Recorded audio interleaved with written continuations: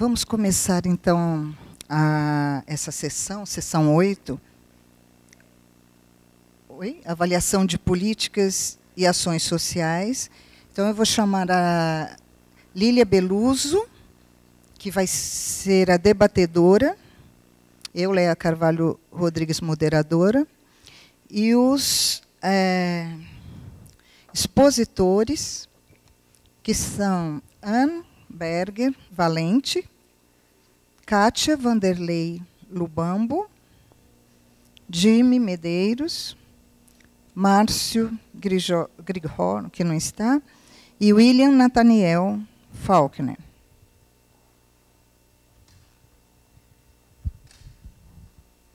Já começamos adiantado a hora, e somos muitos, né, para falar. Então, eu vou pedir que sejamos assim, pontuais, né? Vamos tentar curtas apresentações, mas que permitam o debate depois. A primeira apresentadora é Anne Berger Valente. Você vai se valer de... Já está? Tá.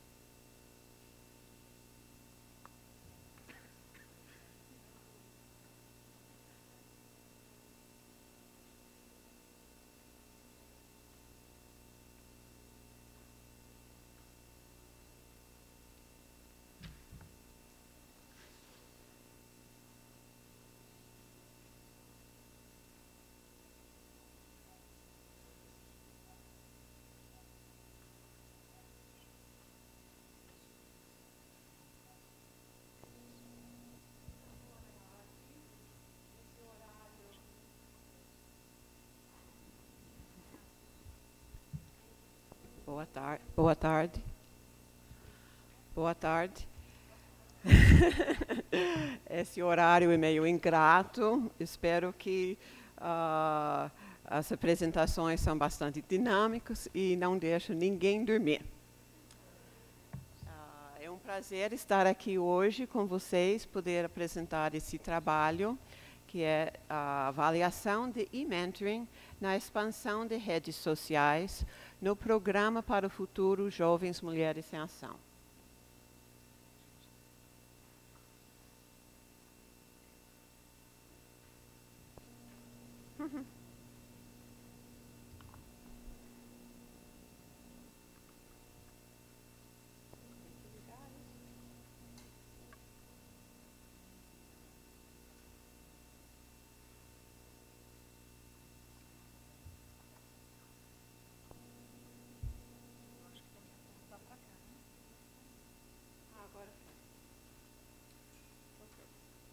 Esse programa trabalhou com aproximadamente 1.000 jovens mulheres moradores de comunidades de baixa renda na região metropolitana de Recife.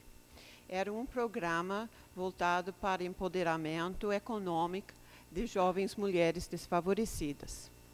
E teve uma série de parceiros nesse projeto. A organização implementadora era a ADE Brasil, Academia para o Desenvolvimento da Educação. E o patrocinador, Fundação Nike, Nike Foundation. Aí, não,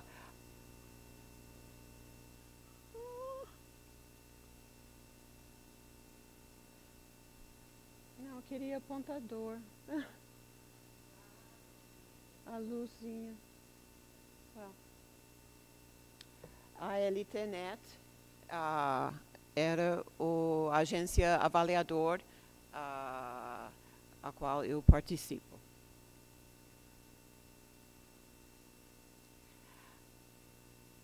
esse é um esquema geral dos objetivos, das ações do projeto. Então, teve como objetivo geral o empoderamento econômico. Isso desmembrava em várias habilidades, empregabilidade, questões de gênero, o ambiente em torno da jovem, as famílias e as redes profissionais.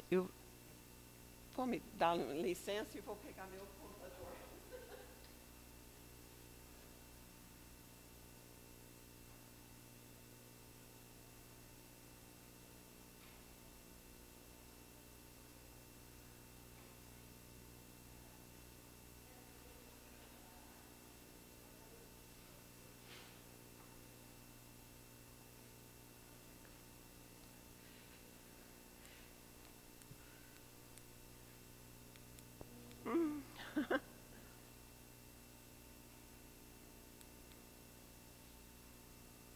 Eu não estou com sorte hoje. Então, eu vou estar falando somente nessa parte roxa. Aqui funciona?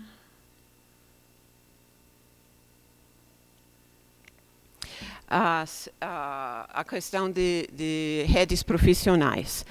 E eu vou focar somente na questão de e-mentoring. Esse componente do projeto, na verdade, foi um dos componentes mais interessantes. E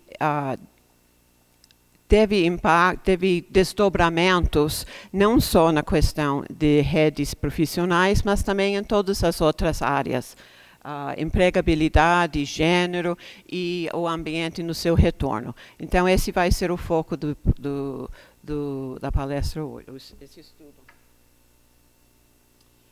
As redes sociais de jovens de baixa renda na literatura são descritos como, são caracterizados por localismo e multiplicidade. Então, localismo, isso significa que, mesmo tendo muitos contatos sociais, a jovem esses contatos são restritos a uma região geográfica, geralmente em torno, mais ou menos em torno da comunidade dela. Então, é localismo. E multiplicidade no sentido que um único indivíduo, a mãe, a tia, o vizinho, exerce várias funções. Então, ela dá orientação de saúde, ajuda com lição de casa, orientações profissionais e sociais. Então, é uma rede social que é reduzido e uma redundância de recursos que refletem os valores e conhecimentos daquela comunidade. E isso favorece um pouco um capital social pobre, reduzido. Então, a ideia do projeto era dar acesso a outros contextos para essas jovens. Mas não é suficiente só dar o contexto, colocar a jovem no escritório. Se você não tratar o outro lado também, quem que vai receber essa jovem? Então, o desenvolvimento de jovens marginalizados depende de mudanças de percepções que as pessoas das classes privilegiadas têm sobre elas. Aí que entra a parte de mentoring, onde você forma duplas de pessoas que estão engajados nesse processo. Então, o mentoring é uma relação estruturada de confiança que une jovens com indivíduos atenciosos que oferecem orientação, apoio, encorajamento, voltado para o desenvolvimento de competências e caracteres. Então, pode ser um tutor de matemática, pode ser um mentor, ou pode ser um mentor de aspectos mais amplos. No caso do projeto Jovens Mulheres em Ação, o mentor era um e-mentor, ou seja, os contatos foram feitos através de comunicação digital. Então, uma vez por semana, as jovens encontravam com seus mentores na sala de chat. Então, era hora marcada, cada semana, o mentor, dentro do seu ambiente de trabalho, entrava e a jovem entrava lá do programa e conversava ao longo de uma hora e meia. Depois disso, eles podiam trocar e-mails e outros contatos ao longo da semana até a próxima sessão. Antes da sessão, tinha uma agenda, cada encontro tinha uma agenda. E a agenda refletia os assuntos que estavam sendo trabalhados dentro do resto do programa.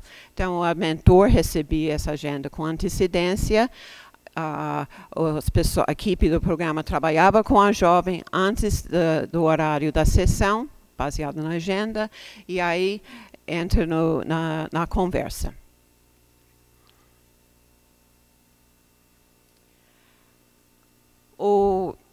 Eu me atrapalhei um pouco no início, esqueci de falar que teve muita interação entre aqueles vários parceiros, atores envolvidos no projeto. E nós, da avaliação, estávamos envolvidos no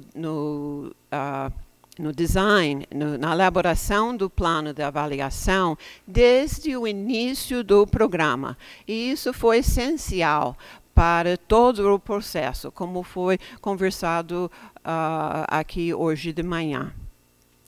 Então, com isso, tanto a Fundação Nike como os avaliadores e os implementadores estavam voltados para perguntas de aprendizagem.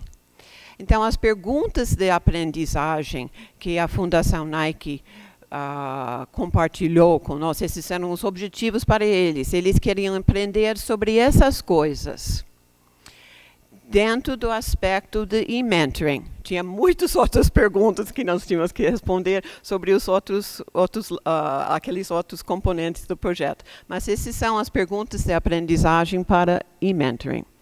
Qual o impacto nas jovens em termos de transformação pessoal? Qual o impacto nos outros gerados pelas jovens? Então, aí é aquela duplicidade. Quais elementos do modelo envolvem os parceiros, os voluntariados, os profissionais inseridos no mercado de trabalho, que motivam eles a ser um mentor voluntário? E como os mentores lidam com as expectativas e aspirações da jovem dentro das realidades do sistema econômico e educacional de Recife e o contexto delas. Então, a metodologia que utilizamos nesse aspecto do programa foram uma série de discussões em grupos focais. E fizemos com os mentores, com as jovens e com a equipe de implementação. Os grupos focais com os mentores são divididos entre mentores novos, que estavam participando como voluntários pela primeira vez, e mentores antigos, ou seja, já foram mentores em ciclos anteriores, outros projetos da ADE. A gente fez essa separação por dois motivos. Para ver o efeito de experiência na questão de como ser um mentor, e o outro para poder avaliar certas mudanças que ocorreram ao longo da implementação do projeto, porque foi 3 anos e meio. Então, eles testaram diferentes modos de implementar o e-mentoring. Então, isso foi também um outro aspecto de separar os novos e antigos. E as jovens foram separados entre jovens mulheres com mentores homens e jovens mulheres com mentores mulheres. Isso para a gente investigar um pouco a questão de gênero. E os resultados dos grupos focais, depois a gente triangulou com os outros instrumentos utilizados, questionários, entrevistas em profundidade, observações em loco, etc.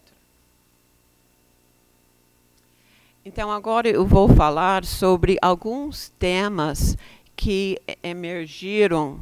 Ai, meu Deus. Que emergiram ao longo emergiram dos grupos focais. Uma questão era de gênero. A Fundação Nike estava muito preocupada com a questão de colocar a jovem mulher com 18 anos, 17 anos, em contato no cyberspace, junto com um profissional homem, numa situação de poder. E como que isso fica em termos da segurança dela. E uma das coisas que a gente percebeu através dos grupos focais, é que as jovens aprenderam uma série de estratégias para lidar com essa situação. Como que eu crio uma relação profissional amigável? Aí elas falavam coisas do tipo, você não entra na sala sem bater na porta. Então, você se apresenta, bom dia, senhor, não sei o que e tal. Ou começa com, como que foi seu final de semana? Tá, eu também. Né? Aí você passa para o assunto da agenda. Então, elas conscientemente estavam aprendendo sobre uma série de estratégias do ambiente profissional que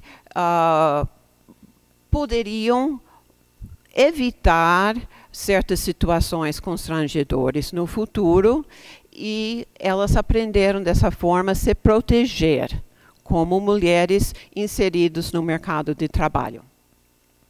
E era um ambiente seguro para testar esses limites, porque tinha toda uma equipe ali que podia dar o apoio. Então, é muito melhor você fazer um erro e você ter uma intimidade assim, que poderia ser depurado nessa situação, do que primeira vez na sua vida você vai trabalhar num escritório e tem homens e nunca conversou com um.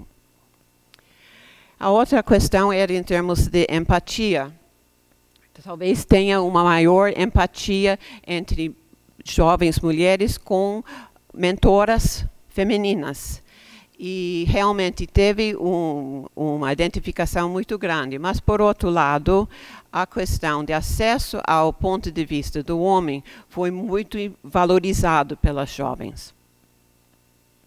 E era mais representativo do mercado, do ambiente de trabalho real.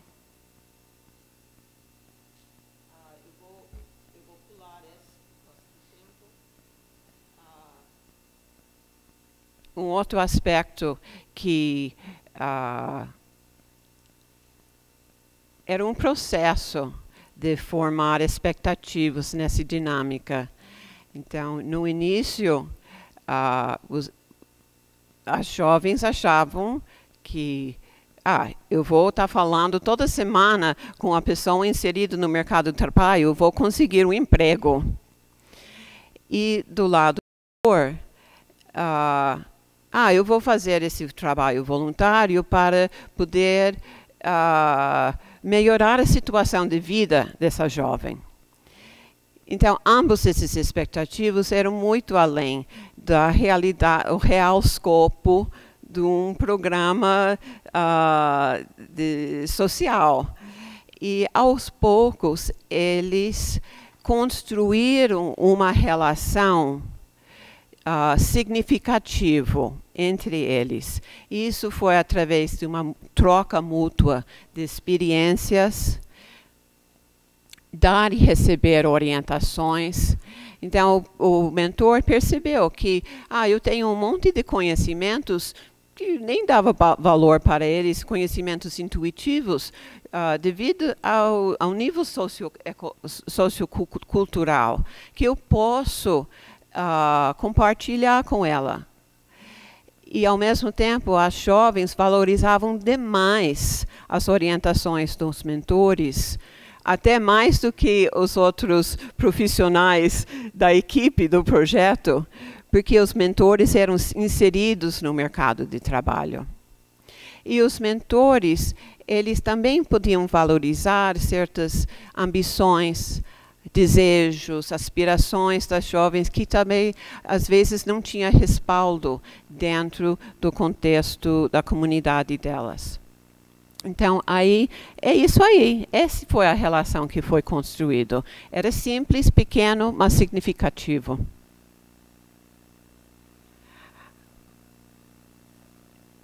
Enfim.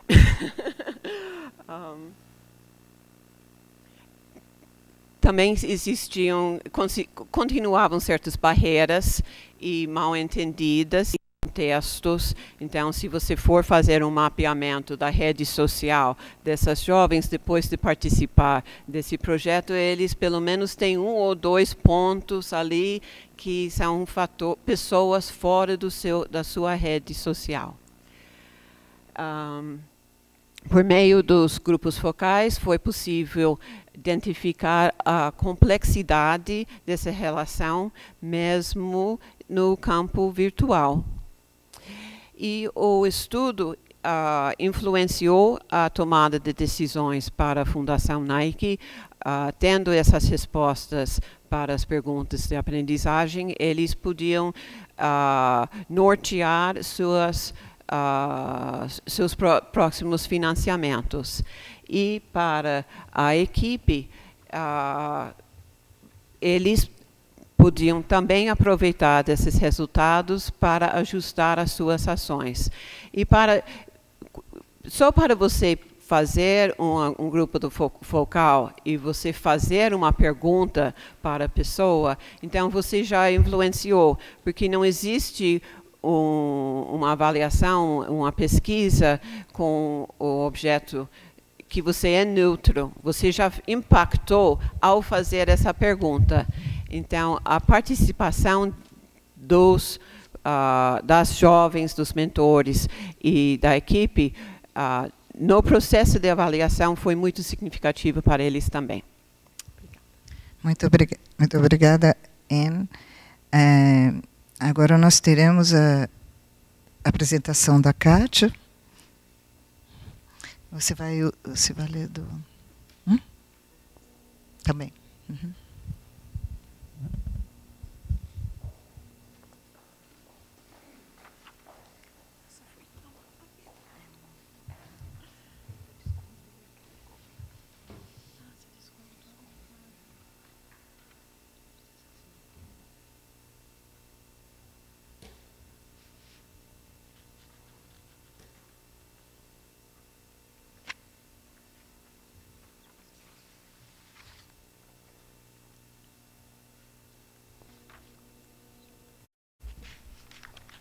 Bom, boa tarde a todos.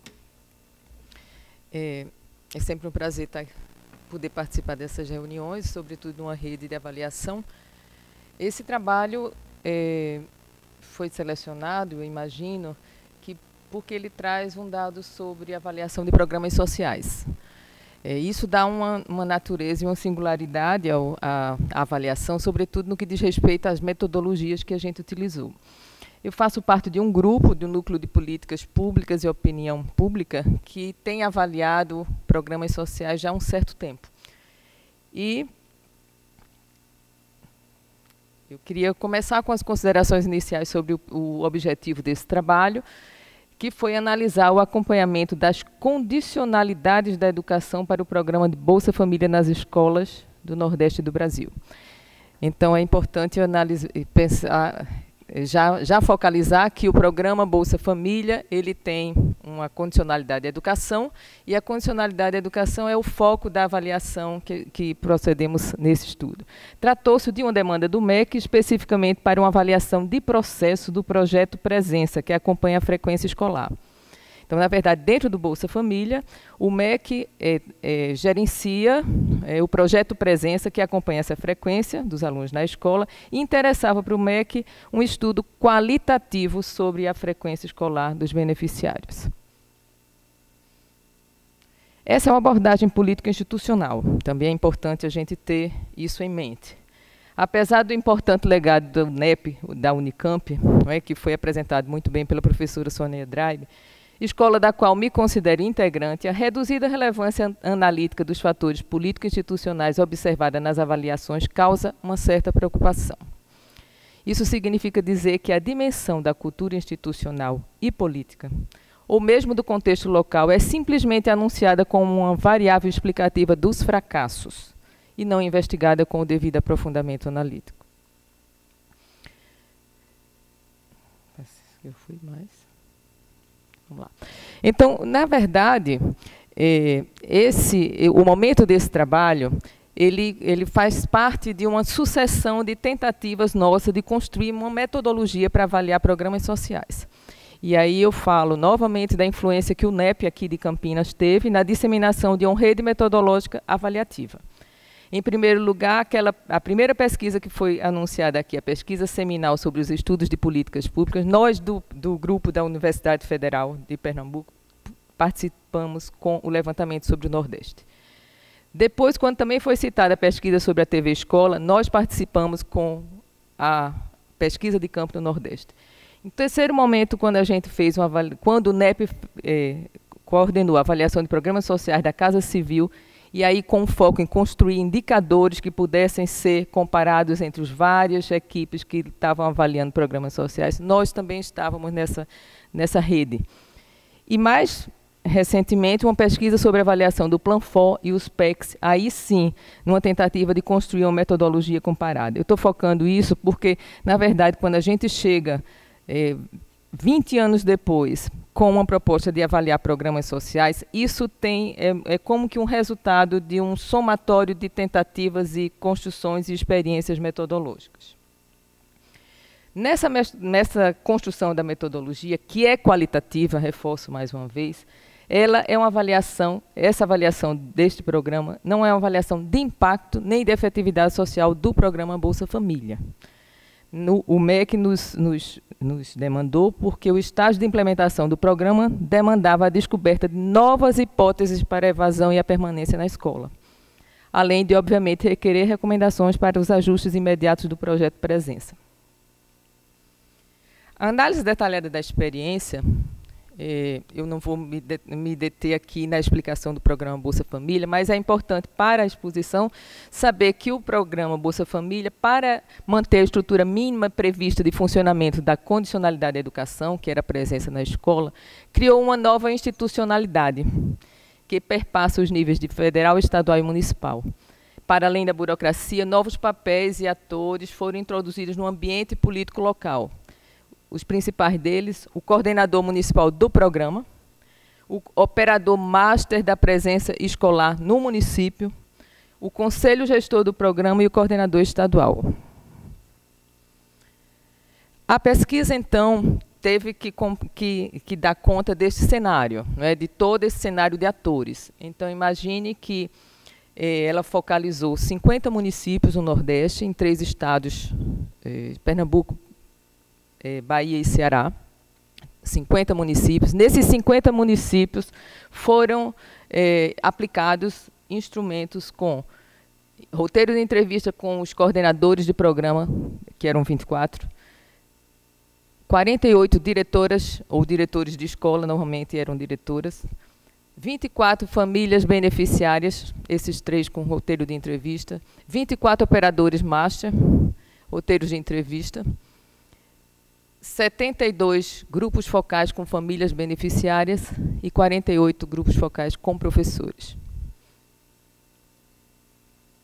As características da amostra da escola: em cada município, as escolas foram uma da rede municipal e outra da estadual e foram escolhidas de acordo com o percentual de beneficiários.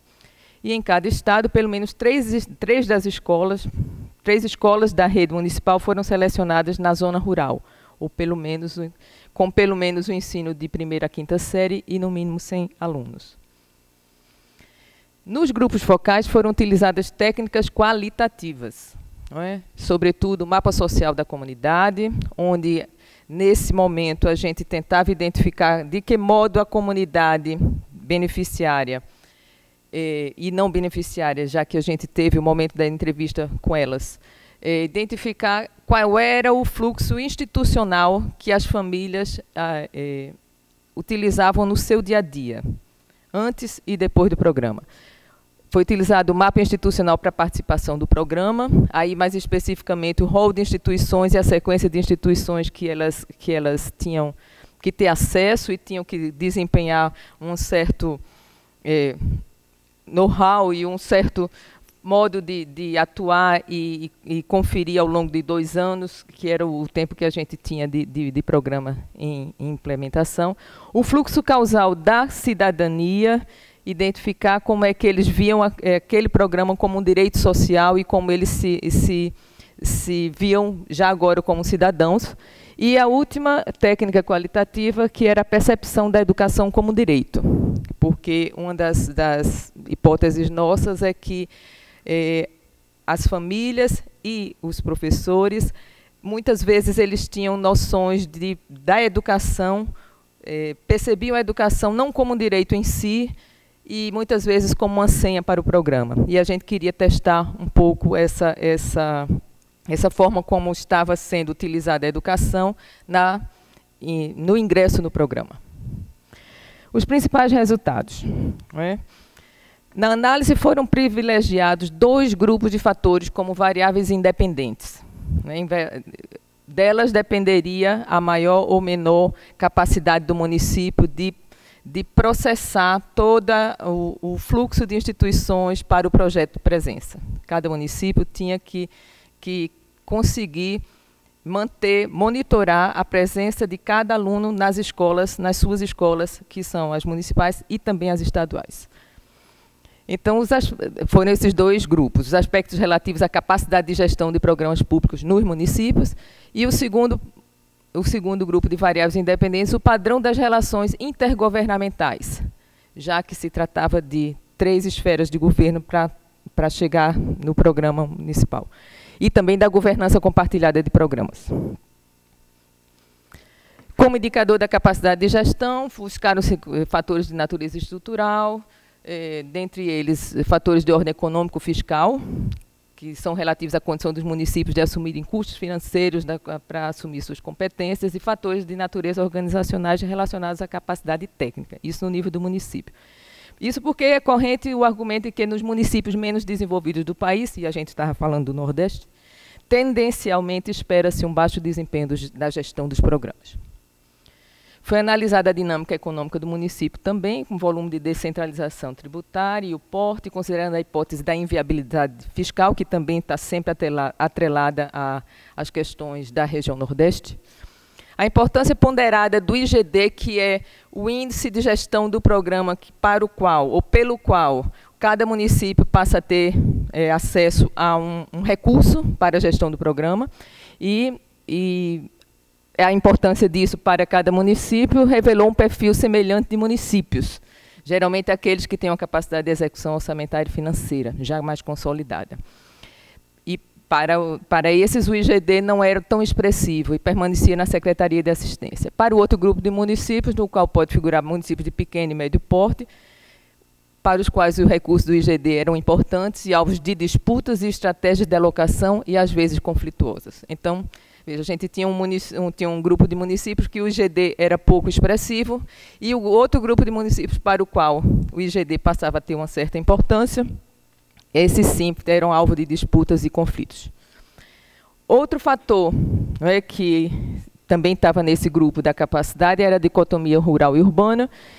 E nesse fator especificamente, não encontramos nenhuma vantagem, ou pelo menos as diferenças que encontramos importantes no controle da frequência das comunidades rurais e urbanas apontavam uma vantagem de efetividade visível para as primeiras, as rurais.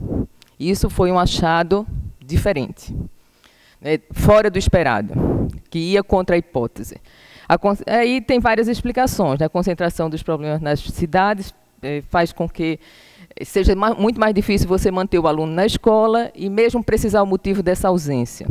Em contraposição, em vários grupos focais, foi mencionada a presença de uma dinâmica mais humanizada, verdadeira sociabilizada nas áreas rurais, favorecendo a integração entre escola e comunidade e a aproximação com os alunos. Para o segundo grupo, não é? Das variáveis independentes, que era sobre o padrão das relações intergovernamentais e a governança compartilhada dos programas, foram analisadas a experiência anterior de programas descentralizados no âmbito das secretarias municipais e estaduais de educação. Além disso, a atuação do governador estadual para o programa, do operador master e do conselho gestor no município. Para indicar esse padrão, isso eu já passei.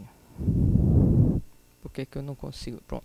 Além disso, a gente fez todo um quadro comparado, né, entre os 3 estados, sobretudo com relação a essa experiência, esse segundo grupo de variáveis independentes, onde a gente comparou qual era a atuação do Estado, na figura do coordenador estadual, sobretudo, mas na capacidade que ele tinha de montar a rede nos vários municípios que tinham que manter os seus programas, através de conselhos e através de gerências regionais de educação, e o papel do conselho gestor no município, que tentava dar conta da intersetorialidade, que é uma das exigências do programa Bolsa Família, a intersetorialidade entre assistência social, educação e saúde. O programa Bolsa Família é um programa extremamente complexo e que o interessante, quando a gente avalia, a maioria das avaliações são avaliações macro, que sim, precisam ser a partir de dados secundários, de metas e tudo, mas o MEC na sua condicionalidade de educação, tem tentado fazer avaliações de teor mais qualitativo, onde enfoca a intersetorialidade, porque se você não consegue a intersetorialidade entre as secretarias que fazem as condicionalidades, o programa tende a perder a sua efetividade. Eu sei que eu estou falando tudo muito rápido, porque o programa é enorme, já acabou meu tempo, mas as considerações finais, sobretudo, foram as hipóteses e os achados. Não é? As hipóteses iniciais levantadas seguiram na seguinte perspectiva. Havia uma ideia de que os melhores desempenhos municipais estariam registrados onde se registra uma melhor capacidade administrativa do município. Outra hipótese é que haveria onde os municípios tivessem uma maior autonomia financeira. E também onde houvesse já um aprendizado institucional experimentado a partir da trajetória de outros programas e políticas públicas. Não é?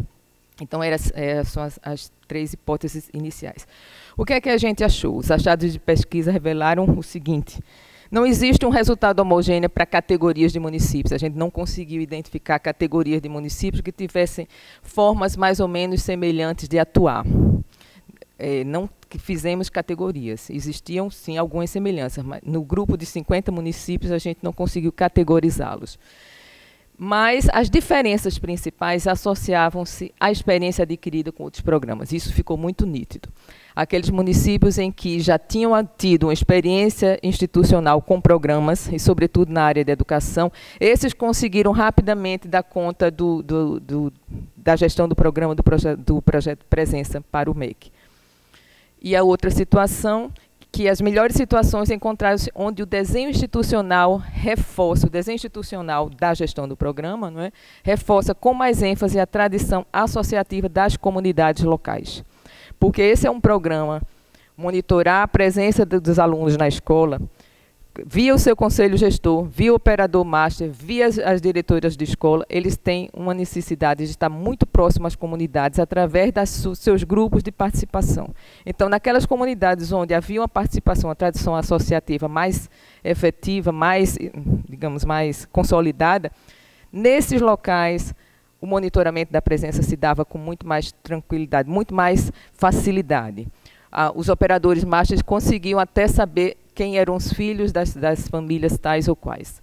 E isso a gente está falando tudo muito rapidamente, em 15 minutos não dá, mas, obviamente, a gente construiu essa ideia E aí a gente avançou um pouco mais na explicação dessa tradição, né, essa capacidade ampliada da tradição associativa, e aí é um esquema muito rápido do modelo simplificado, onde a capacidade ampliada dos setores pobres, elas têm realmente condições de, através de mudanças institucionais, e a gente está usando o programa, um dos programas, conseguir capacidade de ação mais aprimorada e vencer as barreiras inicialmente colocadas, como redução, como a assimetria de informações, os custos de oportunidade de participação e ampliação do poder de barganha. Obviamente, a gente vai terminar aqui. O estudo é um estudo complexo, grande, levou pelo menos 12 meses para ser executado, uma pesquisa de campo também longa, com uma equipe de mais de 20 pessoas, com 3 equipes em cada um dos estados. Enfim, qualquer outra situação que eu possa dar mais detalhes a partir da exposição e do debate. Muito obrigada.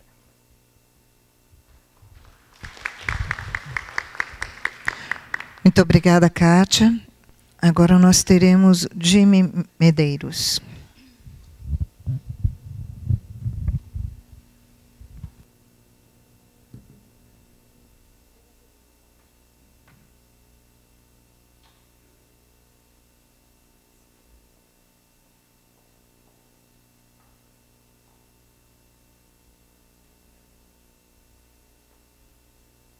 Boa tarde. Vamos dar sequência aqui na apresentação. Eu sou o Jimmy Medeiros, eu trabalho na Fundação Getúlio Vargas. Em particular, eu trabalho na FGV Opinião, que é um núcleo de pesquisa social aplicada que tem na Fundação Getúlio Vargas. A gente desenvolve algumas pesquisas de avaliação, satisfação, avaliação de política pública, ação social. Eu estou trazendo o resultado de uma pesquisa que a gente fez, que é a avaliação de ações de responsabilidade social no setor elétrico brasileiro. Em particular, de uma pesquisa que a gente avaliou umas ações sociais realizada por uma empresa concessionária de distribuição de energia elétrica com clientes residenciais em 4 municípios, mas em áreas de maior vulnerabilidade social. Eu vou trazer alguns resultados dessa pesquisa, mas, na verdade, o trabalho centra em identificar quais variáveis foram mais importantes para os participantes das ações sociais quando eles avaliam os projetos, né? Então, para isso, a gente fez uma regressão linear. Vamos ver um pouco. A empresa desenvolve uma série de atividades, projetos sociais, algumas centradas na área da cultura, como, por exemplo, levar cinema para municípios do interior que não têm um equipamento cultural como cinema, ou desenvolver políticas de reciclagem de resíduos sólidos. Mas a gente centrou nos 2 principais programas que eles desenvolvem, que é o consumo consciente, que possui foco em estimular o consumo responsável de energia elétrica, e desenvolver atividades que vai gerar uma responsabilidade socioambiental nos seus clientes. E eles utilizam alguns mecanismos educacionais, como palestras, seminários, nas localidades em que a população reside. E o outro programa que a gente avaliou foi o Geração de Renda, que objetiva estimular jovens com idade entre 18 e 24 anos a ingressarem no mercado de trabalho. E aí eles vão utilizar oficinas, cursos, palestras para gerar uma capacitação profissional. Alguns desses jovens vão trabalhar na própria empresa ou então em algumas empresas terceirizadas. O desenho da pesquisa é composto por 2 etapas complementares. Uma primeira etapa que foi uma etapa qualitativa. A gente fez 15 entrevistas em profundidade com clientes beneficiários das ações sociais, clientes não beneficiários, gestores da empresa e executores das ações sociais. Foi uma etapa importante para a gente conhecer alguns limites, possibilidades que as ações que eles estavam desenvolvendo existiam, ou como a população que participava enxergava o programa, e foi importante para a gente conhecer melhor como é que funcionavam esses programas. Ajudou quando a gente foi construir o instrumento da etapa quantitativa, quando a gente foi elaborar o questionário que a gente utilizou.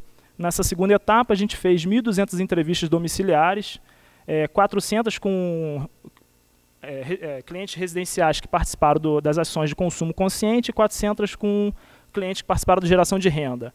Esses 2 grupos a gente utilizou uma amostra probabilística e O terceiro grupo que a gente realizou uma série de entrevistas foram com os clientes não beneficiários, que a gente não adotou uma amostra probabilística. Nesse caso, a gente não tinha um cadastro de clientes que não tinham participado das ações, mas a gente considerou importante entrevistar esse grupo para tentar fazer uma espécie de controle nos resultados.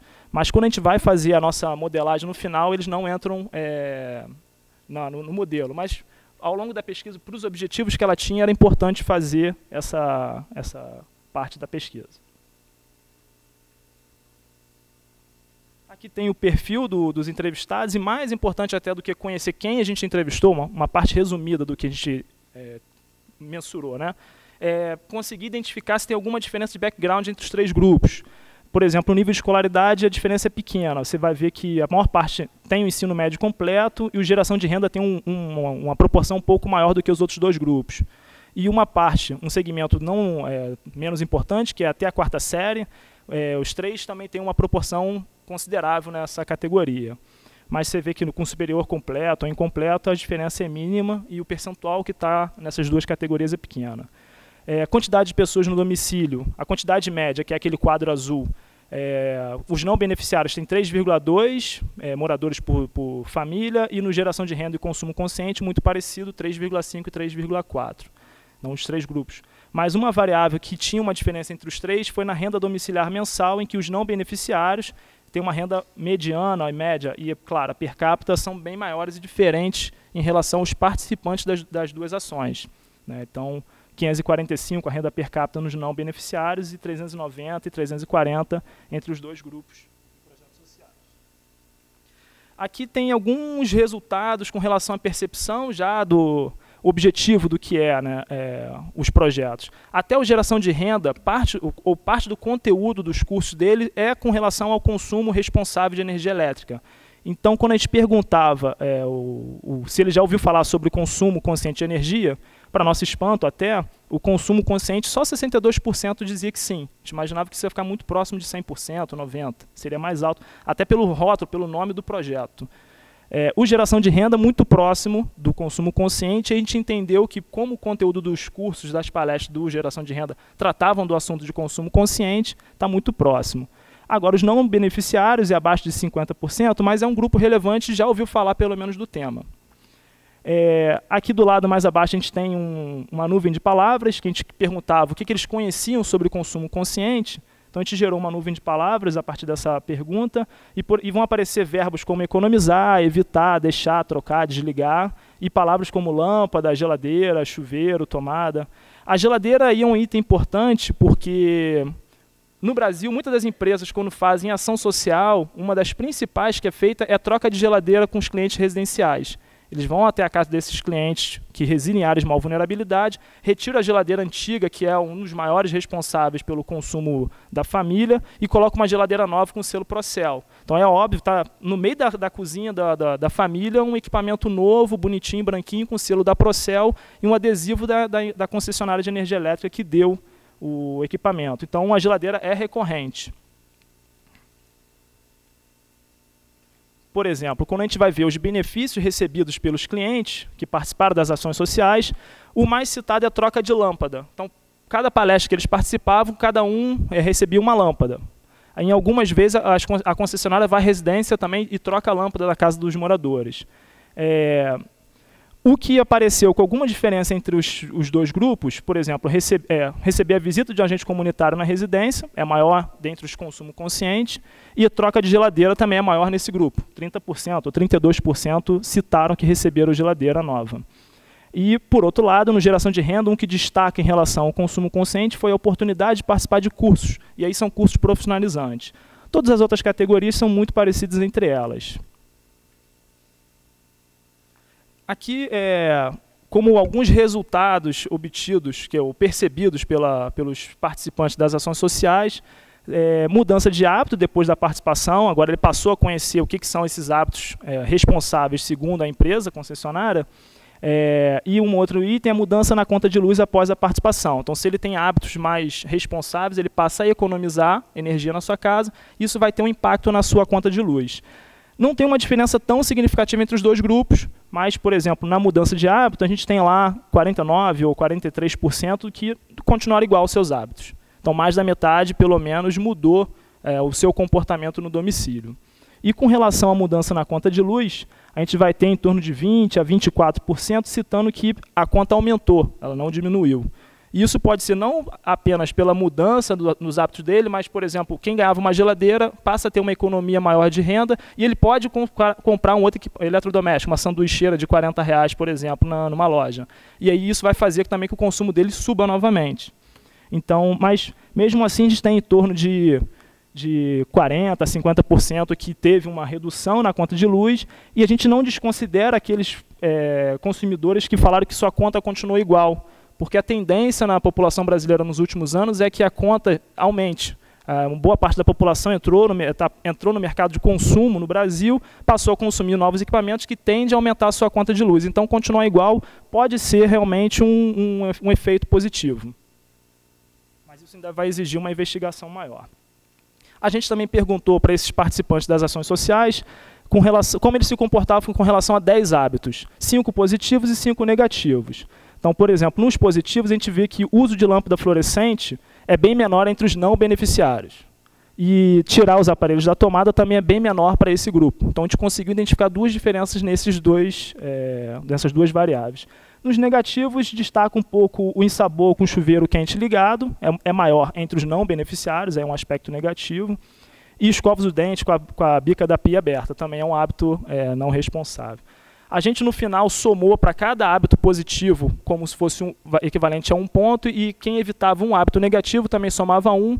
No final, a gente tinha um indicador sintético que variava entre 10 e 0, em que a gente, no final, gerou a média. O geração de renda teve 8,1 hábitos responsáveis, consumo consciente 7,7 e o não beneficiário 7,5. São muito próximos, a gente não conseguiu diferenciar os grupos aí, mas a gente identificou alguns padrões. Ao final, a gente conseguiu fazer a modelagem para tentar entender ou identificar quais são as variáveis mais importantes para os participantes das ações sociais quando eles vão avaliar os projetos que essas empresas ou que essa empresa estava desenvolvendo. A gente fez 3 modelos. No primeiro, em todos os 3, o percentual da variância explicada é bem razoável, uma proporção muito boa, em torno de 30%. A gente fez um primeiro modelo inserindo 7 variáveis. A primeira é: a Ampla se preocupa com questões sociais, próxima com relação ao objetivo do trabalho. O segundo é uma variável que questionava se a Ampla é melhor do que a Serge. Na verdade, essas duas estavam tentando estudar a imagem da empresa para o entrevistado, e a gente utilizou a escala de Likert nas duas. A Serge é o nome da empresa antes da privatização, então a gente tentou medir uma proxy para se tem uma mudança aí nesse período. A terceira variável é a percepção sobre o valor pago na conta de luz, se ele era caro ou barato. Conhecimento sobre o consumo consciente, que é uma informação importante, o objetivo dos programas sociais dessa empresa. A mudança no hábito em relação à energia elétrica após a participação no projeto social, como é que isso impactava. Mudança na conta de luz após a participação e uma dicotômica diferenciando os 2 projetos. A princípio, essa dicotômica não funcionou, então a gente retirou ela não agregou, não aderiu ao modelo, a gente retirou ela, e a mudança na conta de luz, que também não tinha sido significante dentro do modelo, continuou não sendo e piorou. Então, quando a gente vai para o terceiro modelo, com 5 variáveis, a gente conseguiu encontrar um modelo que explicasse 30% da variância, da explicação, da avaliação da ação social que eles participaram. Composto com a variável que teve maior peso nesse modelo foi a primeira. A Ampla se preocupa com as questões sociais, e aí realmente está ligado com o tema do projeto social, foi interessante. A que teve menos peso nesse modelo foi o conhecimento sobre o consumo consciente. Os 3 grupos tinham proporção um pouco parecida, pelo menos os 2 projetos era bem parecida a proporção, mas mesmo assim é uma variável importante a continuar no modelo. A gente não quis retirar ela para tentar melhorar, a gente manteve mesmo assim. A gente perdia poder explicativo, mas ganhava um poder de análise qualitativa nesse ponto. Então foi importante, quando a gente fez esse trabalho, de mostrar não só avaliar a ação social e ver quais variáveis foram importantes ou o que os participantes levavam em consideração quando avaliavam. Foi tentar entender, construir um modelo econométrico para mostrar para a empresa quais outras variáveis estariam por trás quando eles estão pensando em avaliar aquele projeto, quando eles estão considerando o que eles aprenderam daquilo. Acho que a ideia era essa, trazer esse exercício que a gente fez e abrir para o debate. Obrigado. Muito obrigada. Jamie, E a última apresentação do William Nathanael Faulkner.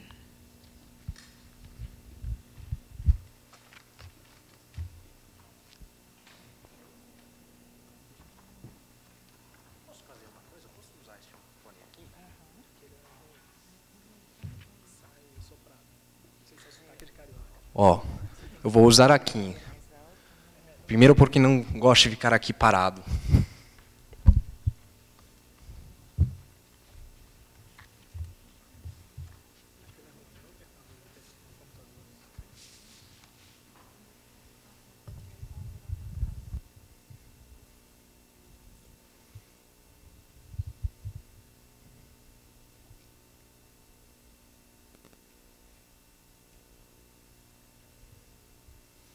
Bom, boa tarde. Eu sou o William. Eu sou um americano e é a primeira vez que eu estou apresentando aqui para um congresso no português, assim, vamos ver. Estou vendo os headphones aqui. É tradução, então, né? Ótimo. Isso é bem legal. Vamos ver se eu consigo me expressar no português, senão os tradutores vão ter um trabalho difícil. Bom, meu nome é William, eu trabalho para uma consultoria de avaliação em São Paulo, que se chama Plan. O título que eu coloquei hoje para a minha apresentação foi Instrumentos que possibilitam a tarefa complexa de avaliar a advocacia internacional, aprendizagens da experiência de uma ONG brasileira. Que quer dizer que hoje eu quero falar primeiro um pouco sobre a avaliação de advocacy e como se diferencia das outras desafios de projetos de advocacy. Alguns instrumentos práticos que possibilitam esse tipo de avaliação, e também vou falar de tudo isso com um estudo de caso, um projeto real. A minha ideia a minha meta é dar uma ideia bem prática de como nós no projeto fomos adquirindo e aplicando nosso conhecimento iterativamente. Antes de te falar mais nada, é muito importante ressaltar que a avaliação de advocacy é inerentemente um trabalho político. E levantar esses dados, fazer as perguntas e especialmente divulgar os resultados de uma avaliação de advocacy pode ter consequências muito sérias para as partes envolvidas, tanto para as pessoas que estão sendo avaliados, que para os oponentes desses esforços. Então, é muito importante concentrar na divulgação da informação. Então, nesse sentido, alguns nomes, eu vou usar alguns nomes falsos aqui nesta apresentação, só para a privacidade deles. Bom, o contexto. Primeiro, nosso cliente, MSA, vamos falar deles como Mundo Sem Armas, uma ONG brasileira, que tem uma experiência extensiva na área de controle de armas por vários anos, e faz mais de uma década, a liderança deles decidiu se envolver nas discussões internacionais. Discussões internacionais de controle de armas convencionais, ou seja, não nucleares, biológicos, químicos, basicamente está tudo envolto da ONU. E globalmente tem dois processos. Primeiro o POA, que é um processo não tão oficial, é oficial, mas não um processo oficial na ONU, é mais um acordo de cavalheiros, é um documento voluntário que assinam algumas nações e tem a ver com vários aspectos da regulação do México de armas leves, mas só armas leves. Então tem o ATT. O ATT é um tratado, já tem ou vai ter uma força legal. É um processo formal na ONU, começou no ano 2006 e foi aprovado em março de 2013, faz 6 meses.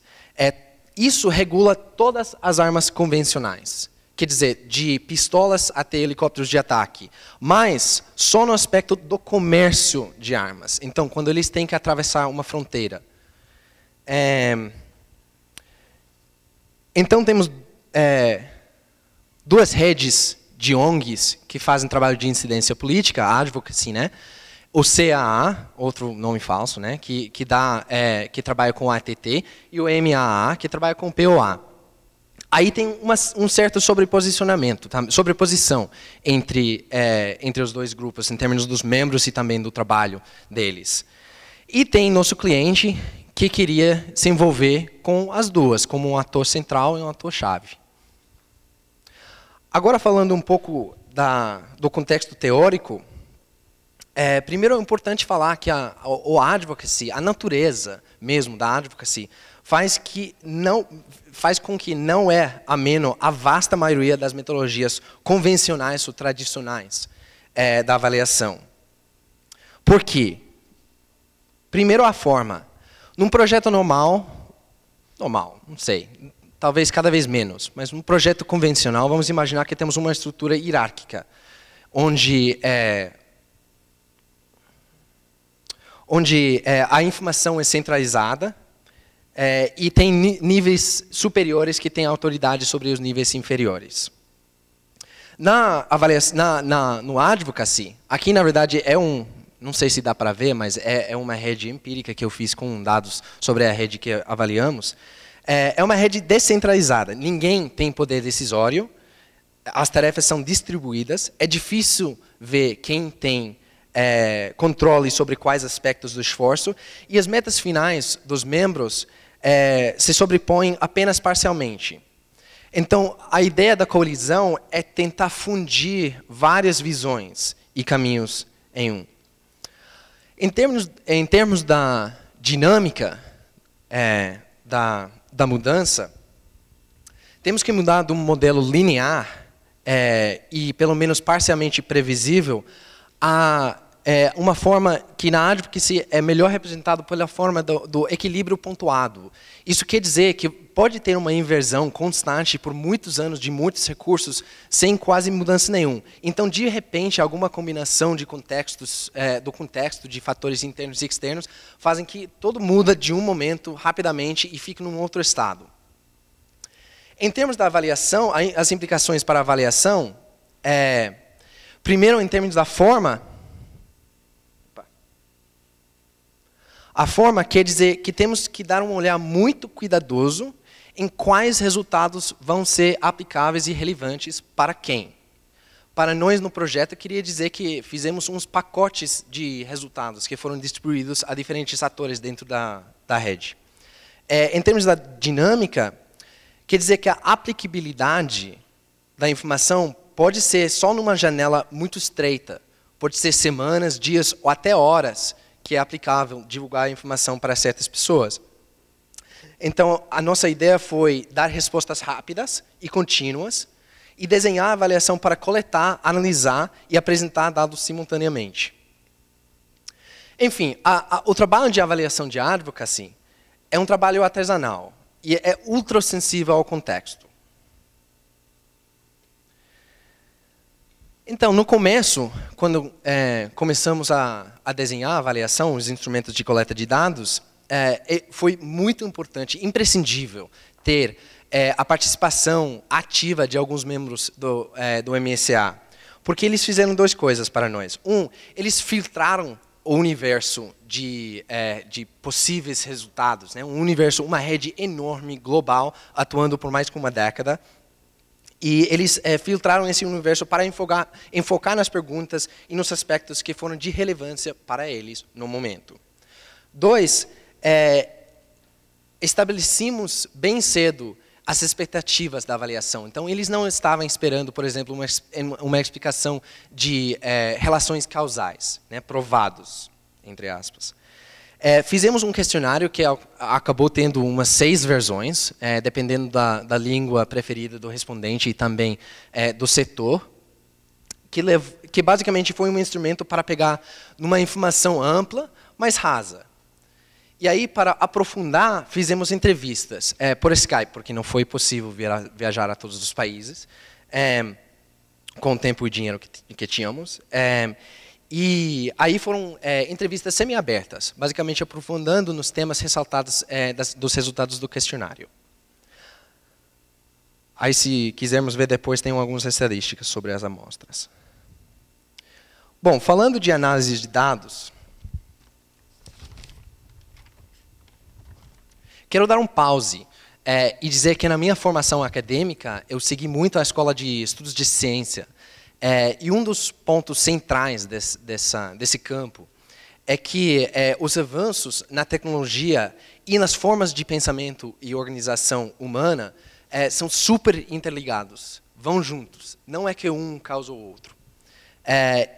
E nesse sentido, na avaliação, lemos e ouvimos muito sobre a aplicação prematura de instrumentos que não necessariamente têm um respaldo teórico, mas não ouvimos muito sobre a situação vice-versa, que para as ideias da avaliação, ideias novas e únicas da avaliação, da natureza da avaliação de advocacy, se manifestaram de forma concreta como resultados de uma avaliação, é preciso procurar e empregar novas ferramentas. Eu vou falar de 2 aqui. Primeiro, o diagrama Sankey. Eu nem sabia de diagrama Sankey antes de começar este projeto. Foi uma experiência interessante. Aqui, o que é este diagrama? Bom, resulta da nossa percepção que a pergunta qual é a estratégia de advocacy mais efetivo é uma pergunta totalmente fútil. A ideia é pegar em quais estratégias tem incidência medidos por quais fatores internos e externos em quais resultados. Quais combinações são efetivas, né, em quais situações. Aqui, basicamente, são gráficos, cada coluna é uma gráfica de barras empilhadas, 100% desses respondentes, né, e o tamanho de cada um dos blocos representa a porcentagem dos respondentes. E as conexões também representam a mesma coisa, o número de pessoas que vincularam essas 2 coisas. Eu vou explicar também como interpretamos esse diagrama aqui em adiante. A segunda coisa foi a utilização de um software que se chama Personal Brain. Aí foi como harmonizamos, basicamente, a nossa base de citações das entrevistas. Aqui, cada um dos nódulos representa uma citação. Os em azul são da sociedade civil, os em vermelho são do governo. E as vantagens dessa ferramenta é que deixa você vincular cada citação com vários temas e subtemas. E clicando em um dos temas e subtemas, você vai ver todas as citações aplicáveis. Também deixa visualizar todas as citações relevantes juntos, sem ver quem foi exatamente que falou. Mas eles estão vinculados ao lado com o nome da pessoa. Então, se for necessário, podemos clicar e ver facilmente quem falou. Isso deixa uma forma de categorização semi-emergente, que quer dizer que, obviamente, tem temas levantados nas entrevistas que foram relevantes e que vão surgir de novo na categorização, mas também permite o surgimento de novas categorias e novos subtemas não esperadas. As desvantagens do Personal Brain foram que foi super intensivo o labor de fazer a base de dados e também que a categorização é bem sensível à pessoa que faz, neste caso eu. Então, resultados. Eu vou falar só de um resultado. Vou pular um outro. Vemos aqui que a veia mais grossa que percorre o diagrama vai, não sei se dá para ver, mas vai da publicação de relatórios e papers e conecta aqui com a extensão de conhecimento e pesquisa e resulta na influência na substância dos acordos políticos e no texto. Aí sabíamos que ia ser um tema importante e quando perguntamos nas entrevistas, achamos que foi ainda uma coisa mais específica. Basicamente, a estratégia efetiva que a sociedade civil encontrou foi apoiar as delegações pequenas. As delegações pequenas são normalmente de uma pessoa e vêm de países, normalmente na África, na América do Sul, e talvez por falta de recursos e por tempo, eles não têm tempo para se aprofundar em todos os temas e fazer sua voz, fazer-se articular a partir de dados empíricos nas negociações. Mas a sociedade civil pode fazer esse trabalho para eles e fornecer eles com um relatório, somando os resultados da pesquisa, e aí ajuda eles bastante, que também a se apresentar nas negociações, e também ajuda eles, especialmente importante, porque normalmente são os países que são mais afetados pela violência armada. Em conclusão, que foi que eu aprendi, nós aprendimos da experiência? Foram umas coisas bem simples, na verdade. Além das lições práticas sobre o desempenho de uma avaliação à distância global, foram duas coisas. Primeiro, que as ferramentas não são apenas coisas a serem controladas e dominadas. São ingredientes ativos na avaliação que respaldam e formam um caminho do projeto. É muito importante, fazendo um novo tipo de avaliação, fazer uma procura bem aprofunda e bem séria antes de começar um novo projeto para achar a ferramenta apropriada. Também não tem melhores práticas na avaliação. É um trabalho super artesanal e personalizado e um novo campo que está em evolução constante. Obrigado.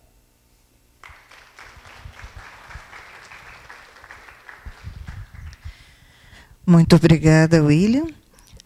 Agora eu vou passar a palavra a Lilian Beluso, que terá essa árdua tarefa agora de tentar juntar essas diferentes apresentações. Ela disse que está de saída, teve um compromisso. Que nada. É bom, Lilian. Aqui. Obrigada, Leia. Bom, hoje pela manhã o tema foi o tema etnográfico e a gente falou muito sobre o sujeito. Agora, à tarde, a questão é a ação social, né? E eu acho que, de certo modo, nos 4 trabalhos apresentados, a gente tem ação social por trás. Ou de uma forma substantiva, como no caso do Bolsa, que se volta para as questões sociais em termos de efetividade da política, embora a forma da Kátia analisar tenha sido com outra preocupação. No Ementory, uma ação social enquanto ação, né, e avaliação voltada para isso. Na questão das concessionárias de energia elétrica também, embora a forma de olhar também seja uma forma que trabalhe menos a discussão social em si e muito mais voltada para própria visão que se adquiriu, que a concessionária adquire, né, além dos efeitos das suas ações. O que vai diferir, eu acho, é a apresentação do nosso colega sobre a avaliação de advocacy. Estou falando certo? Advocacy? Porque eu acho que é um processo mais político, né, embora por trás esteja uma preocupação social profunda, né? Quer dizer, controle de armas. Então, é substantivo também. Bom, então vamos lá, vamos tentar enfrentar, pensando na questão social, né, na ação social, como algo que passa de uma certa maneira. Eu vou tentar levantar algumas questões específicas a cada um dos palestrantes para a gente começar o nosso debate, né, para ter tempo de passar a palavra. Vou começar pelo Ementory. E eu vou começar concordando com esse diagnóstico, em parte, né, da segregação social, né, que se trata como localismo, que eu acho que, em alguma medida, sobretudo nas grandes cidades, e é o caso, há áreas de profunda segregação, sobretudo aquelas que não tiveram um histórico de movimentos sociais, ou que isso ficou desgastado, enfim. Então, acho que o diagnóstico ele é correto e o meio encontrado para a ação é um meio interessante, me surpreendeu. Quer dizer, o quanto você diminui a distância, mantendo, em parte, a distância e trabalhando no virtual. Por quê? Porque você preserva o incômodo de 2 sujeitos até que eles se aproximem, porque eles estão distantes. Então, é interessante. E aí, o que eu queria te colocar é o seguinte, entendendo que essa relação ela foi produtiva, né, no bom sentido da palavra produtiva, no amplo sentido mesmo, enquanto uma forma de trazer a essas moças, né, sobretudo eram mulheres, né, uma perspectiva que não era só instrumental, que não era só a questão do buscar um trabalho ou buscar uma oportunidade de trabalho, mas colocá-las mais à vontade, né, diante de um interlocutor ou de um diálogo que era menos conhecido, que era menos do cotidiano. Por um lado, isso é um avanço, porque isso coloca esse sujeito numa condição mais livre, até dentro de uma relação que não é diretamente de mercado de trabalho. Mas, por outro lado, as expectativas em relação a uma colocação no mercado de trabalho, sobretudo de jovens que estão em áreas segregadas, ela continua. Eu entendi que essa expectativa foi bem tratada dentro das atividades de e-mentor, e que o próprio e-mentor, o mentor, no caso, ele se incomoda com isso, mas, ao mesmo tempo, ele lida com isso. Mas eu queria saber se não existiu, do ponto de vista da avaliação, uma indicação de busca de programas que façam essa interligação.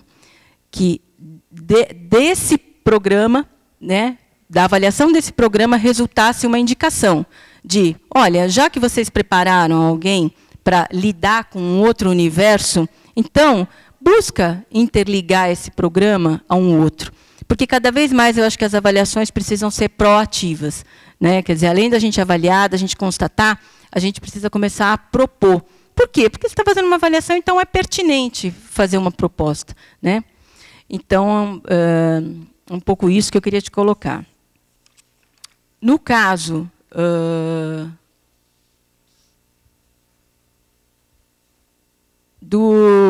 das ações relacionadas ao setor elétrico, eu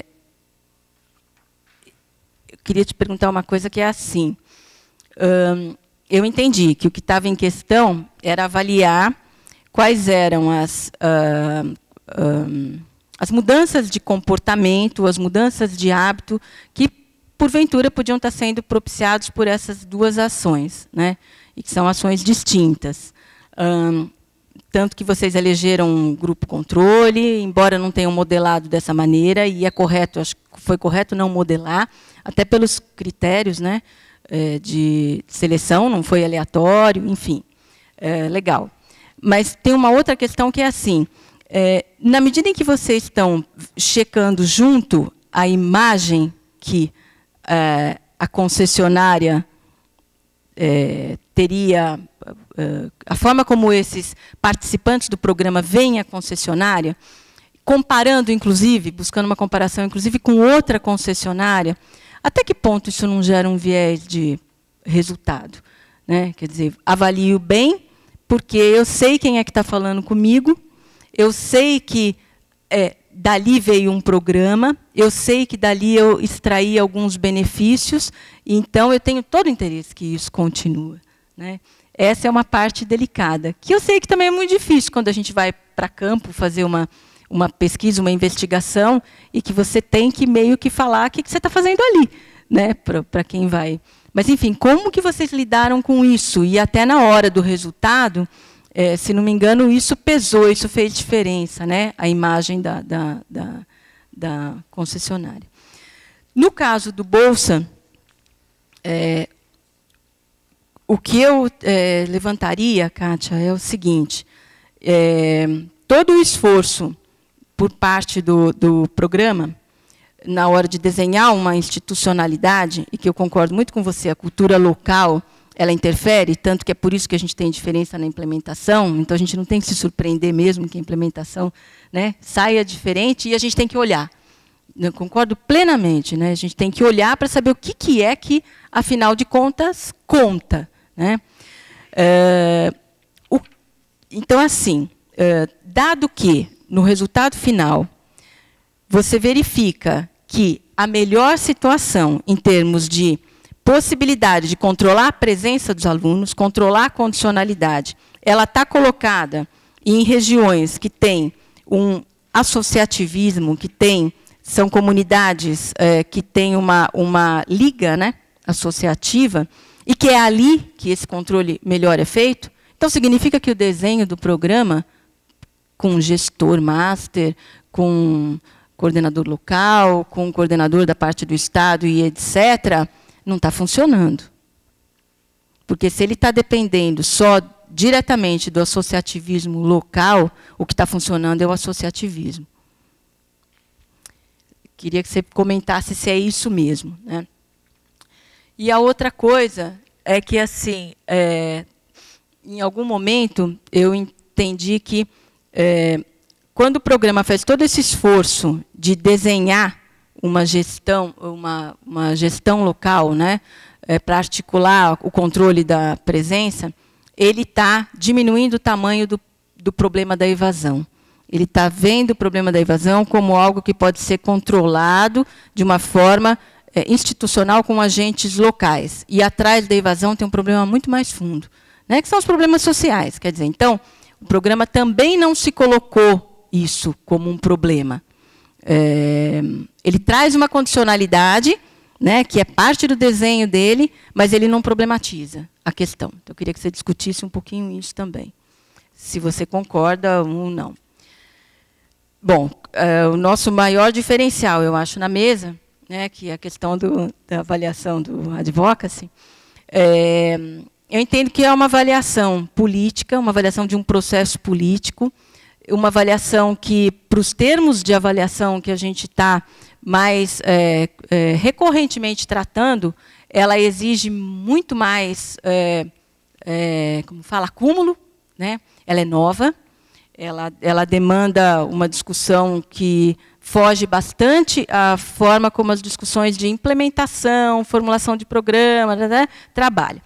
Então, assim, eu acho que é uma avaliação que trabalha com a informação política, né? Nesse ponto, ela é ágil mesmo, ela tem uma demanda que acaba no momento seguinte, muitas vezes, e ela tem interesses diversos, né? Então, eu queria entender duas coisas. Uma é relacionado a isso. Como que vocês determinaram o momento de entrada? O que era o momento de entrada? Teve algum evento, né, que balizava? Qual o melhor momento? Eu entendo que vocês fizeram a avaliação para ONG Mundo Sem Armas, né?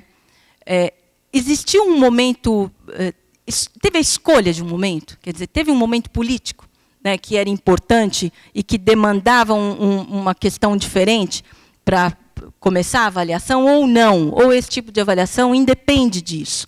Ela entra em qualquer momento, ela não tem momento de entrada, né? A outra questão é, esse método, o personal branding, né? O software, isso, desculpa, o software, o personal branding, que é colocado meio, quer dizer, é uma maneira de você associar as citações a uma ideia. É isso. Quer dizer, quando você vai construir a categoria da ideia, essa construção não é pelo software, essa construção é o analista que faz. É isso. A liberdade do analista continua. E essa construção você faz em função de todo o processo de levantamento de informações. Não está preso só às citações. Então, como é que você controla isso? Né? Quer dizer, então, é o software em si, ou é a forma como ele organiza? O que é que ele traz de ganho? É isso que eu estou te perguntando, né? Ele não decide, ele não vai fazer essa combinação. Ou ele vai agregar por palavras, apareceu mais a palavra coalizão, então ele agrega, apareceu mais... Como é que é isso? Né? O que fica preservado nisso? Obrigada, Lília. Eu vou seguir a mesma ordem. Então, como são muitos, a gente sempre prevê o debate, mas eu vou passar para todos, são 4 pessoas, e depois vemos a disponibilidade de tempo e a demanda de vocês.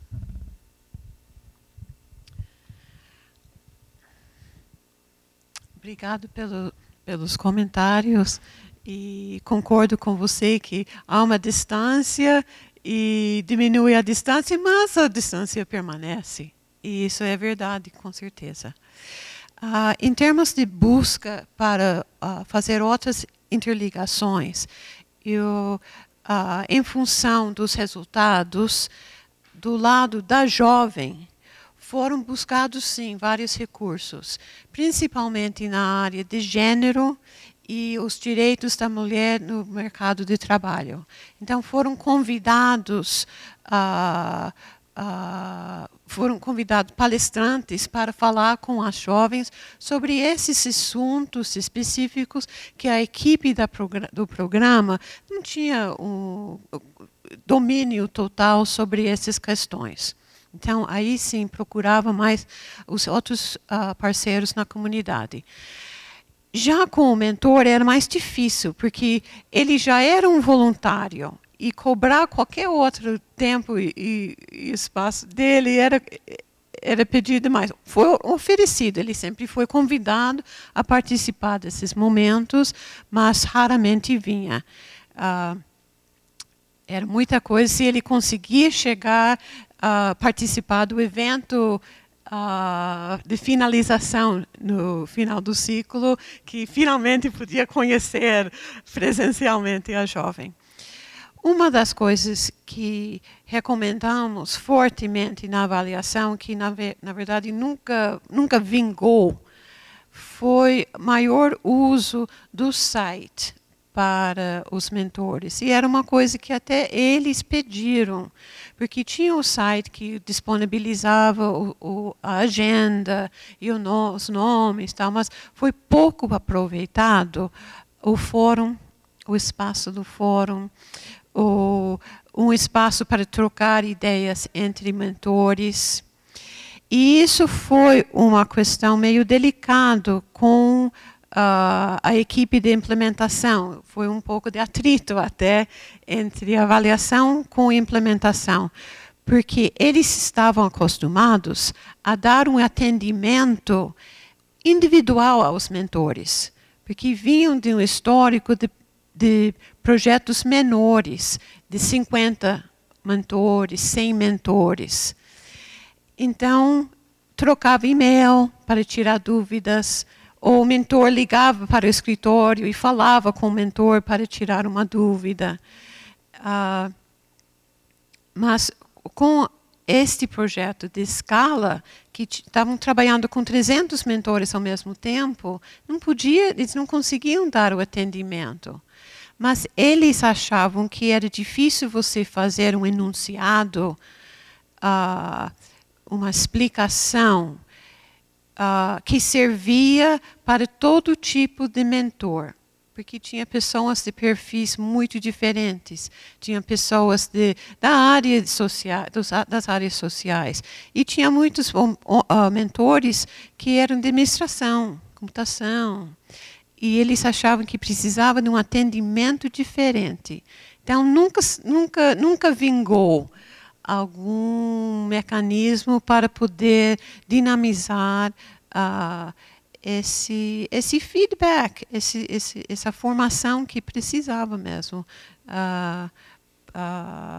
para agregar outras informações a essa dinâmica local.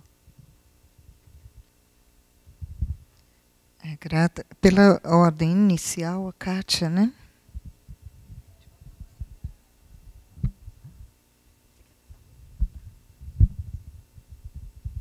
Bom, muito obrigada, Lília, por suas questões. Eu evidencio que realmente você teve uma visão acurada sobre o trabalho, né? Que ótimo, eu fico contente.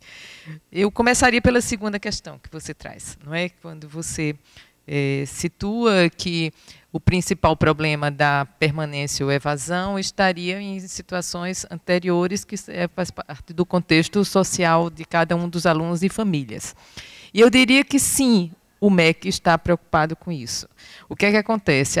Como toda a implementação de programas, você prevê uma primeira etapa que, em primeiro momento, seria você dar conta de uma cobertura, inclusive de registro de estar presente ou não. Isso é um dado. Mas, no segundo momento, percebendo que, de um lado, havia ainda um percentual de pessoas que não compareciam, o problema é por que não compareciam. E mesmo entre os que compareciam, apresentavam faltas justificadas, que esse é um grande problema que a gente tem nas escolas, porque quem tem o grande poder de dizer se o aluno está ou não presente é a professora, não é?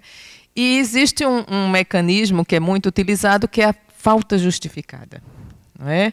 E essa falta justificada, ela tem vários motivos.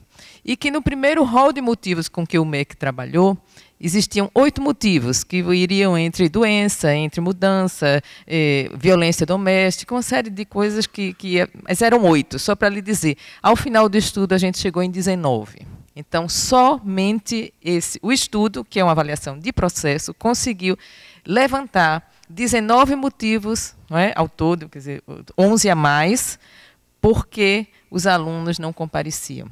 E mesmo que tivessem aquele motivo, às vezes apareciam como falta justificada. O que é importante numa coisa como essa? Dizer que o MEC, além da preocupação que ele tinha, é que uma avaliação de processo foi possível identificar, passar de imediato para que o MEC instruísse todo esse rol de motivos no banco de dados que hoje o Brasil tem. Eu diria que das grandes vantagens desse programa é hoje ele dispor de um grande banco de dados onde aparece o nome, endereço, mãe e escola de todos os estudantes. Então, se a gente quiser agora trabalhar com esse problema que está subjacente, a gente tem condições de montar programas sociais, políticas sociais, para o grupo que está faltando, para o grupo que sofre violência, porque a gente sabe quem sofre violência, que tipo de violência e onde. O tipo de mudança, a migração que eles têm de uma escola para outra, porque passa 6 meses numa escola, porque passa mais outros 6 meses em outra escola. Isso existe registrado no banco do MDS. Então, na verdade, as ações precisam ser montadas e é tudo muito difícil de você, claro, dar sequência, não é? Então, por que eu comecei com esse motivo, com a sua segunda questão? Porque até para identificar o motivo da falta, a gente precisa desse contexto de solidariedade e de associativismo. Então, na verdade, se não há um registro oficial pela professora, há uma falta justificada, você só descobre isso quando... E as pessoas só sabem que o aluno faltou porque conhece a família, porque sabe dos motivos. Então, esse aconchego existe nas comunidades onde há essa tradição associativa. Quando você me pergunta se a gente chegou a descobrir que é nesses locais onde há um melhor resultado, e se a gente poderia prescindir da institucionalidade, eu diria que não. São coisas complementares. Na verdade, embora exista todo um acolhimento e uma possibilidade de informação por parte da comunidade, é o operador master que tem o poder de levar a informação da escola, da família para a escola, da escola para o município, do município para a Secretaria Estadual de Saúde. Então, existe, de educação, existe todo um encadeamento de informações para chegar na Secretaria de Estado. E eu diria que ainda, uma das coisas que a gente não pôde trabalhar muito, o coordenador do município ele é responsável pela intersetorialidade. Então, é necessário ainda o coordenador do município. E a gente sentiu uma falta de um poder maior do coordenador estadual. E aí eu diria, para citar o Ceará, que tem uma tradição importante na descentralização das ações de educação, o coordenador do estado ele tinha uma atuação muito maior do que Bahia e Pernambuco, onde a coisa era mais dispersa, menos coordenada. Então, eu não acredito que a gente pudesse prescindir dessa institucionalidade. Ao contrário, vê-la de uma forma complementar. Então, assim.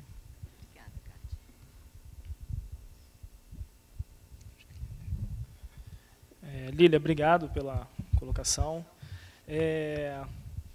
A gente lamentou muito não ter o dado do não beneficiário para colocar no modelo. A gente, na verdade, até adiou um pouco o início da pesquisa, tentando conseguir o cadastro, mas tinha um cronograma para realizar, então a gente optou, vamos fazer dessa forma, vai ser útil para outras variáveis, mas para esse trabalho não dá. Então, fica para uma próxima se a gente conseguir fazer. Uma outra informação que era fundamental para trabalhar aqui, que a gente ainda não conseguiu, mas a gente está conversando com a empresa, são os dados de consumo mensal de energia, porque eles conseguem ver se a ação tem algum efeito ou não, olhando simplesmente o consumo, se caiu no mês seguinte, 2, 3 meses, e depois quando começa a voltar, ou seja, quando saturou aquilo. Seria importante a gente ter essa informação para começar a tentar ver que tipo de ação traz mais efeito nesse sentido, combinando com outras variáveis de percepção. É isso que a gente depois quer fazer. a gente tem no questionário uma outra variável que mede a imagem da empresa, que é uma nota de 0 a 10 que cada um participante do survey deu para a imagem da empresa. A gente não quis colocar no modelo, está correlacionado com a imagem do projeto social, então não vale inserir, prefiro não colocar.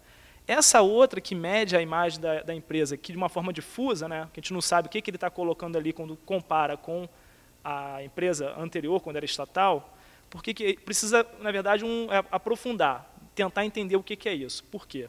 Essas ações sociais são feitas nessas áreas de maior vulnerabilidade, que também, por coincidência, são as regiões onde tinha maior furto de energia, que a empresa sabe onde tem, as localidades têm o furto. A princípio, quando você tinha o furto, começou a ter uma rejeição muito forte com a empresa. Então, eles começaram a desenhar algumas ações sociais para tentar minimizar esse impacto, essa rejeição à empresa. Virou até pauta de candidato a vereador e deputado estadual nesses municípios. Então, e funcionou naquela época, a empresa teve algum sucesso, e depois disso ela expandiu os projetos e continuou fazendo, e foi aí nesse momento posterior que a gente começou a fazer essa avaliação com eles. Então, assim, eu não sei realmente o que tem nessa imagem quando se compara, porque antes, para o consumidor, eles entendiam que era um bem público, gratuito, e não tem que ser cobrado. Então, eu não sei se é um aspecto positivo ou negativo para todo mundo, entendeu? Então, realmente, a gente precisa fazer uma etapa exploratória, isso aí, esse ponto que a gente identificou. A gente fez, a verdade, a etapa exploratória anterior, porque a gente queria saber o que os envolvidos, os agentes envolvidos, pensavam da ação. Por isso que a gente não sabe agora como é que vai ser. Agora, com relação a eles avaliarem as ações, a atividade, né, isso é interessante, porque a gente também pensou que todo mundo vai falar muito bem da política, das ações, das atividades que eles estão participando, uma vez que ganhou uma lâmpada, ganhou fio novo na casa, ganhou uma geladeira, né? E, na verdade, algumas pessoas deram algumas informações úteis do tipo, quando a empresa ia entregar a geladeira, era uma forma brusca. Encostava o caminhão, batia, jogava a geladeira, pegava a velha e ia embora. E foi uma reclamação que a gente conversou muito com a empresa e eles mudaram a prática. Vai alguém antes, conversa, agenda, vem uma outra pessoa de uma forma mais educada e entrega o equipamento lá para a pessoa. Então, assim, alguns itens, isso surgiu até na etapa quali, né, claro. Alguns itens foram importantes para tentar mudar. Mas a gente entende que, sim, tem essa limitação, tem essa preocupação.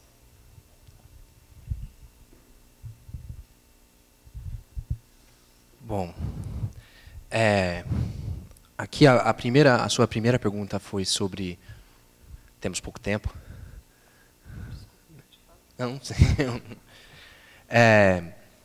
primeiro foi sobre determinar o momento da entrada da avaliação.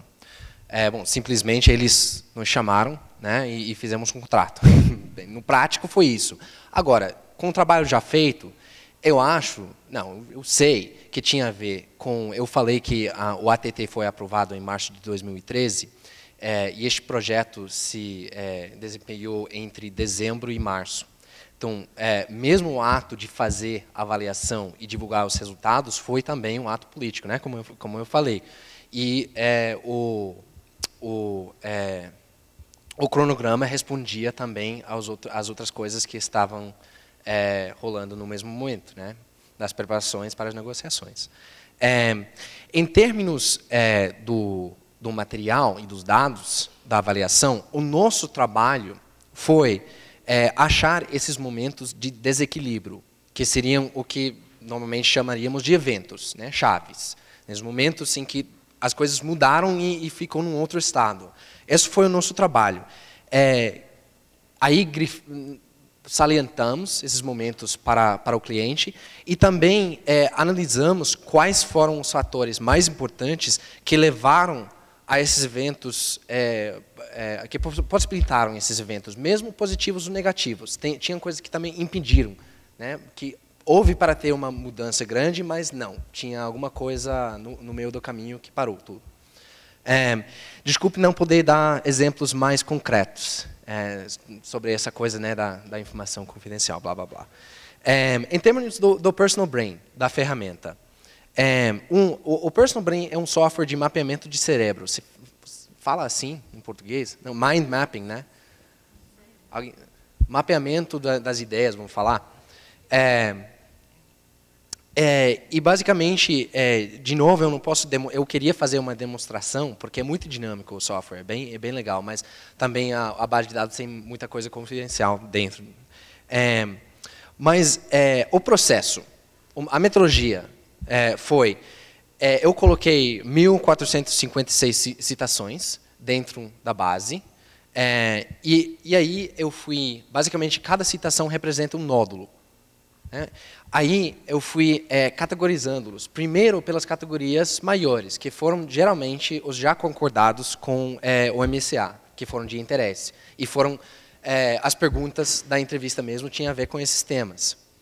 Mas aí, dentro disso, porque, claro, dentro de 1.400 citações, uma categoria geral vai ter uns 200, 300 citações. E não dá para perceber o sentimento, a ideia dentro da coisa. Então, eu fui fazendo subcategorias e subtemas.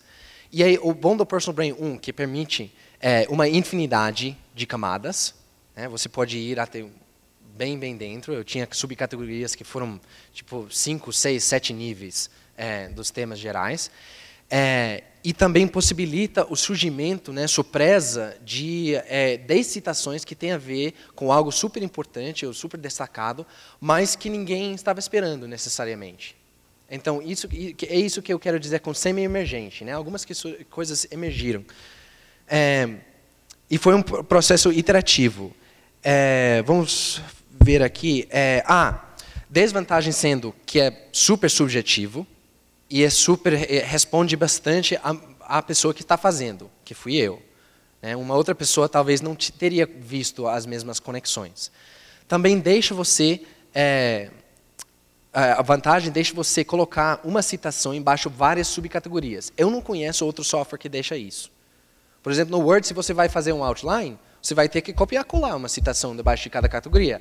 Aí você clica na categoria e todas as coisas vinculadas relevantes aparecem lá embaixo. Então, isso ajuda. Então, tinha desvantagens, mas acho que foi muito prático no sentido de possibilitar essa dupla análise, em que vamos dar respostas às questões centrais, mas também vamos deixar espaço para surpresas. Muito obrigada, William. Embora o tempo curto, vamos abrir para quem tiver questões. Eu só peço que o tempo seja curto da resposta, ou seja, da pergunta objetiva, não é? Alguém, então, tem questões para os expositores?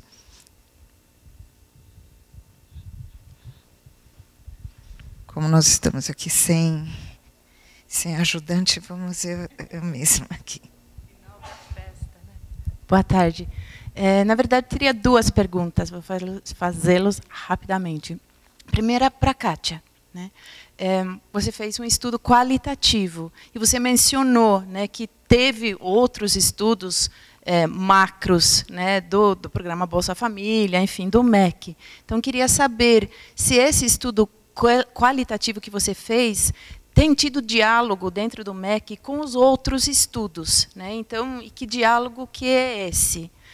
E também para o William, essa avaliação é uma avaliação muito moderna, de ponta, que está lidando com algo muito em movimento, que te exigiu bastante.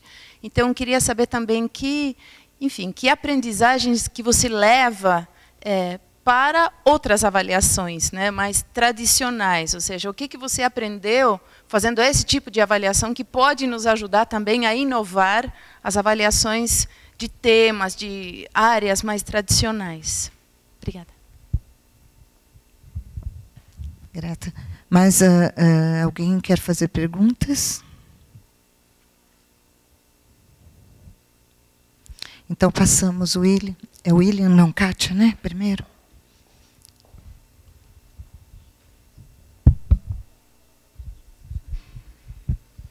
Bom, de fato, esse projeto, esse estudo que teve esse segmento qualitativo, ele trabalhou ao mesmo tempo com um outro estudo que foi de uma modelagem.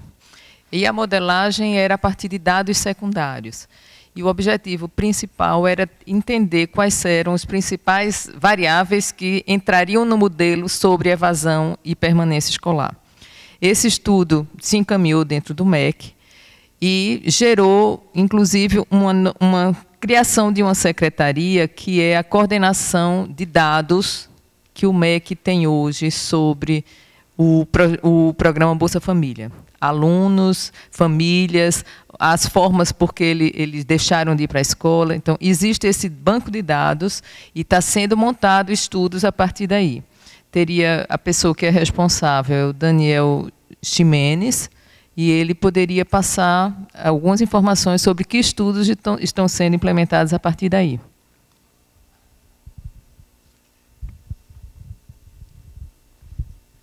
Bom, obrigado, a pergunta é excelente. Primeiro, eu diria que talvez é pós-moderno, né? No sentido de que é muito fácil se perder dentro da avaliação, em muitos detalhes, assim, nadando no meio de tudo. Eu diria que lições que eu aprendi sobre outros tipos de avaliação são escassos. É um caso, né? Um estudo de caso, e eu prefiro não falar muito sobre como estender isso e fazer uma validade geral ou externo, mas para tentar. Eu diria que tem algumas lições, talvez, precisamente sobre o que falei, ferramentas, a importância das ferramentas como atores também, atores com iniciativa dentro de uma avaliação que formam um caminho. E que a búsqueda de ferramentas... Tem eu acho que, por exemplo, vamos dizer, visualização de dados. Como o SANC é um novo tipo de visualização de dados. Tem um alto perigo, e sempre ouvimos disso, não sei, no AEA, por exemplo, sempre ouvimos do perigo de usar novas metodologias de visualização de dados sem respaldo teórico. Mas eu acho que tem um outro perigo, do outro lado da coisa, que é que se temos uma ideia excelente de uma avaliação, de um tipo de avaliação que é bem diferente das outras tradicionais, e não temos as ferramentas, podemos tentar aplicar ferramentas não apropriadas ao tipo de avaliação e o que ia ser uma avaliação inovadora ou diferente e possibilitar alguns resultados talvez mais apropriados à situação, acaba sendo mais uma avaliação, não sei, rígida, de blocos, né, que não dá os tipos de resultados que o cliente está esperando ou que está precisando. Então, eu diria isso, que é importante fazer, de novo, para reiterar, importante fazer uma búsqueda bem séria para ferramentas, antes de começar um novo tipo de avaliação. Muito bem, obrigada a todas e a todos, né? E vamos ao coffee break. Depois é nesse auditório que ocorrerão as outras etapas aqui finais do... Deixa eu ver o que tem aqui. É bem no começo, espera um pouquinho só. Sim. Às 16h30, a síntese das sessões paralelas. Às 17h30, palestra de encerramento, com Marta Maguire e debatedor Alcides Gussi. E, enfim, 18h15, encerramento.